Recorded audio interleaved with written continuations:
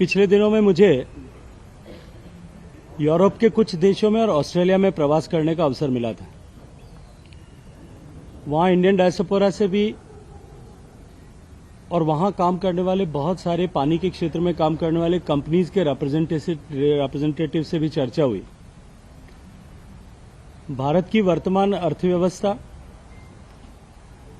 माननीय मोदी जी के नेतृत्व में जिस तरह से भारत ने आर्थिक क्षेत्र में प्रगति की है और जिस तरह से अपने आप को एक स्ट्रांग प्लेयर के रूप में भारत ने इमर्ज किया है, उसको लेकर के पूरे विश्व एक विस्मित दृष्टि से अमेज साइज से भारत को देख रहा है। इसी की श्रृंखला में मुझे पिछले 2 दिन के प्रवास में जयपुर जाते आते वक्त संयोगवश कुछ ऐसे युवकों से मिलने का अवसर मिला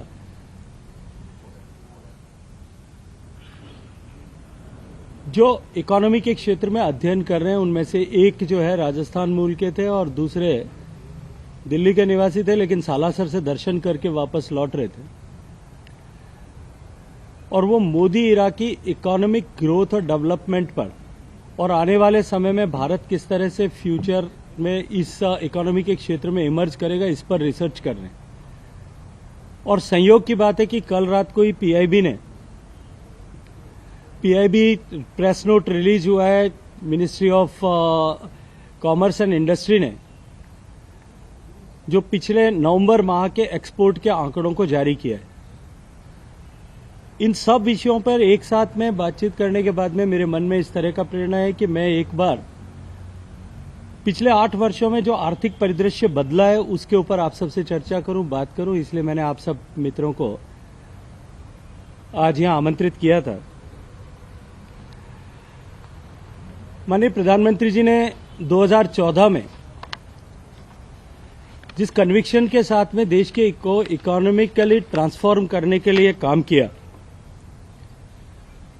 अगर पिछले 1 महीने के आंकड़ों को उठा करके देखें, जब पूरी दुनिया ग्लोबल रिसेशन से गुजर रही है, इन्फ्लेशन अमेरिका में, इन्फ्लेशन यूरोपियन कंट्रीज में जिस तरह से बढ़ा है, उसके बावजूद भी नवंबर माह में करस्पॉन्डिंग पिछले साल के इसी पीरियड की अगर हम बात करें तो हमारी मर्केंडाइज और सर्विस दोनों का एक्सपोर्ट जो है वो 10.77% ग्रो हुआ है। अगर हम अप्रैल से नवंबर तक के इस पीरियड को अगर पिछले साल के पीरियड से रेफर करें तो लगभग 17% की ग्रोथ है। और पिछला वर्ष जो है वो भारत में मैन्युफैक्चरिंग एंड एक्सपोर्ट की दृष्टि से, क्योंकि उस समय पूरा विश्व और हम सभी लोग कोविड की उस आपदा के दौर से गुजरे थे, लेकिन आत्मनिर्भर भारत पैकेज के परिणाम स्वरूप जिस तरह से भारत की इकोनॉमी ने बाउंस बैक किया था, पिछला वर्ष हमारे लिए और पिछले वर्ष का अप्रैल से नवंबर तक का महीना जो है, यह जो कॉलम है, वो हमारे लिए एक्सपोर्ट में एक नई ऊंचाई प्राप्त करने वाला ऐसा समय था। लेकिन उसकी ग्लोबल रिसेशन के बावजूद भी जब ग्लोबली डिमांड्स कम हुई हैं, जेम्स एंड ज्वेलरी जो हमारा एक बड़ा एक्सपोर्ट होता है उसकी डिमांड कम हुई है, केमिकल्स ऑर्गेनिक और इनऑर्गेनिक दोनों की डिमांड्स कम हुई है, टेक्सटाइल की डिमांड कम हुई है, फर्नीचर की डिमांड कम हुई है, लेदर की डिमांड कम हुई है, लेकिन उसके बावजूद भी और इन्फ्लेशन बढ़ने के कारण से फूड की भी डिमांड्स में कुछ इम्पैक्ट रजिस्टर हुआ है। And we being the largest exporter of marine products, लेकिन उस सब के बावजूद भी हमने 10.97% की ग्रोथ रजिस्टर की है। 30 मेजर सेक्टर्स जिनमें हमारा एक्सपोर्ट पोटेंशियल है, ईयर ऑन ईयर अगर उस पर देखें तो भी 15 सेक्टर्स में हमने सिग्निफिकेंट ग्रोथ को रजिस्टर किया है। अगर इसको हम एनालाइज करें तो पिछले 8.5 साल में माननीय मोदी जी के प्रधानमंत्री बनने के बाद में जिस तरह की स्कीम्स माननीय मोदी जी ने मैन्युफैक्चरिंग को सपोर्ट करने के लिए और एक्सपोर्ट लेड मैन्युफैक्चरिंग को हिंदुस्तान में बढ़ाने के लिए की, उसका परिणाम अभी हम सबको दिखाई देता, हम सबके सामने है। माननीय प्रधानमंत्री जी ने प्रधानमंत्री बनने के साथ में ही मुद्रा की चर्चा की थी। मुद्रा योजना के माध्यम से हम स्वरोजगारी बने, हम जॉब सीकर्स की जगह जॉब गिवर्स बने, ये बात की बहुत सारी आलोचनाएं हुई, लेकिन आज उसका परिणाम धरातल पे दिखता है। स्किल इंडिया की बात की थी तब विपक्ष ने बहुत सारी आलोचनाएं की होंगी, लेकिन स्किल इंडिया के कारण जो 1 करोड़ लोग स्किल हुए, उनके कारण से हमारी प्रोडक्टिविटी इंक्रीज हुई। ये अब रजिस्टर मार्केट में होने लगा है। स्टार्टअप की जब बात की थी तब बहुत सारे उपहास स्टार्टअप को लेकर के उड़ाए जाते थे, 2016-17 के समय को याद करें।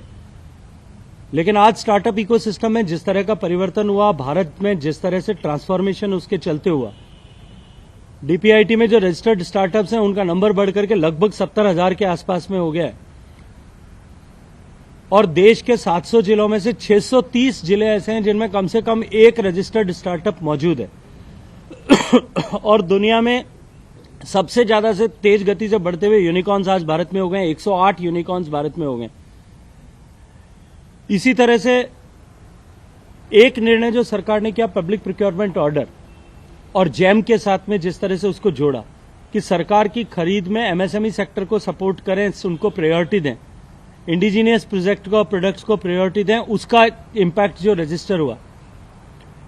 पीएलआई स्कीम जब प्रधानमंत्री जी ने की, 14.5 स्कीम्स जिनमें PLI schemes I, right from automobile से लेकर के सेमीकंडक्टर तक, उन सब में जिस तरह से जो है भारत में निवेश उसके कारण से बढ़ा।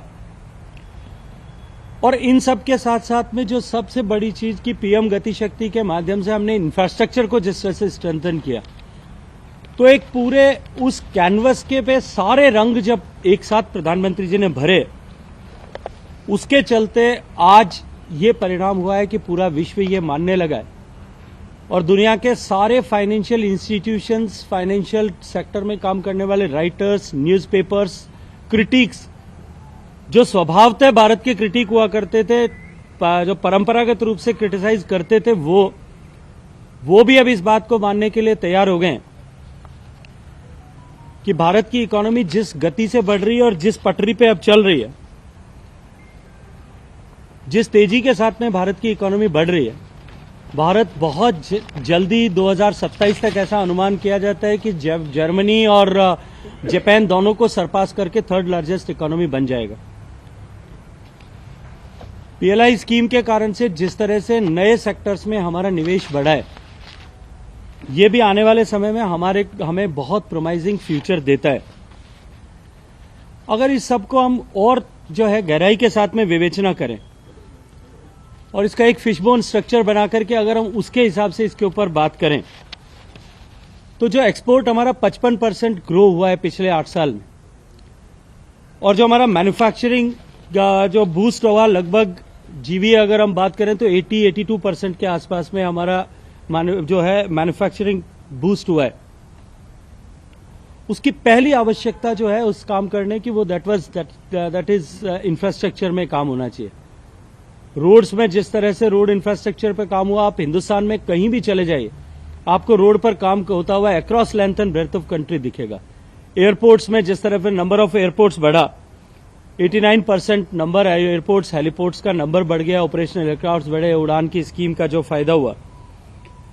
पावर जनरेशन में जिस तरह से हमने काम किया और एक ग्रिड सब स्टेबलाइजेशन के लिए जिस तरह से काम किया, इंफ्रास्ट्रक्चर पर इन्वेस्टमेंट ओवरऑल बुके को अगर देखें तो लगभग 450% से ज्यादा इंफ्रास्ट्रक्चर में इन्वेस्टमेंट बढ़ा। 1 लाख कुछ करोड़ इन्वेस्टमेंट होता था, वो 10 लाख करोड़ के आसपास इंफ्रास्ट्रक्चर इन्वेस्टमेंट हुआ। इसके चलते इस पूरे इकोसिस्टम में एक वायुमंडल बना, लेकिन उसके साथ साथ में दूसरी आवश्यकता जो ईज ऑफ बिजनेस की थी। ईज ऑफ डूइंग बिजनेस में जहां भारत पिछले कई दशकों से हम 130, 135, 136 के आसपास में होते थे, रैंक पे होते थे, माननीय प्रधानमंत्री जी ने जिस तरह से काम किया, चाहे छोटी छोटी चीजें, इंडस्ट्री एस्टेब्लिश करता है, उसको इलेक्ट्रिसिटी एस्टेब्लिशमेंट करना होता है, कनेक्शन लेना होता है, उसके टाइम को रिड्यूस करने से लेकर के 1500 से ज्यादा लॉ रिपील किए गए, नेशनल सिंगल विंडो सिस्टम लाया गया। आज 44,000 एप्लीकेशन सिंगल विंडो सिस्टम से थ्रू हुई, लगभग 27-28 हजार पेंडिंग है जो जल्दी से पूरी होने वाली हैं।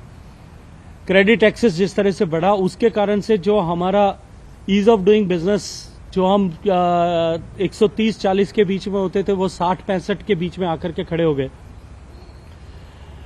दूसरा, कोई भी देश में किसी भी प्रदेश हो चाहे देश हो, उसमें ग्रोथ के लिए सबसे बड़ी चीज होती है स्टेबिलिटी एंड पीस एंड सुरक्षा और स्टेबिलिटी का, स्थायित्व का माहौल जिस तरह से बना, उसके चलते एफडीआई इनफ्लो भारत में बढ़ा और 85% ग्रोथ उसमें रजिस्टर हुई। पोस्ट कोविड सिचुएशन में भी सबसे ज्यादा एफडीआई अगर किसी देश में आ रहे थे, उन 10 देशों में श्रृंखला में आकर के भारत खड़ा हुआ। We are on the 7th position और हमने बहुत सारी एडवांस इकोनॉमीज को भी उसमें सरपास करके हम आगे निकल गए। इसी तरह से अगर हम चर्चा करें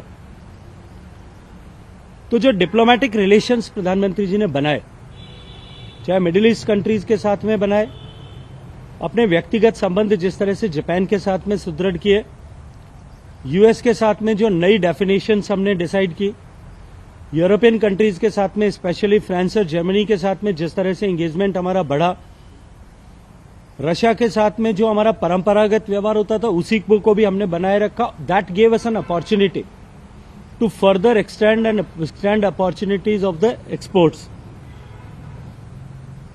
उसके साथ साथ में जैसा मैंने चर्चा की, स्टार्टअप और स्किल इंडिया के माध्यम से भी जो 1 करोड़ लोगों को स्किल किया गया, स्टार्टअप इंफ्रास्ट्रक्चर जिस तरह से बढ़ा और लगभग 1000% से ज्यादा की ग्रोथ जो उसमें हुई, और कुल मिलाकर के इन सब के साथ साथ में पीएलआई आया और पीएलआई के बाद में आरएनडी में जिस तरह से एक्सपेंडिचर, नए एवेन्यूज तलाशने के लिए जिस तरह से एक्सपेंडिचर्स किए, उस सब का परिणाम आज होलिस्टिकली देश को दिखाई दे रहा है।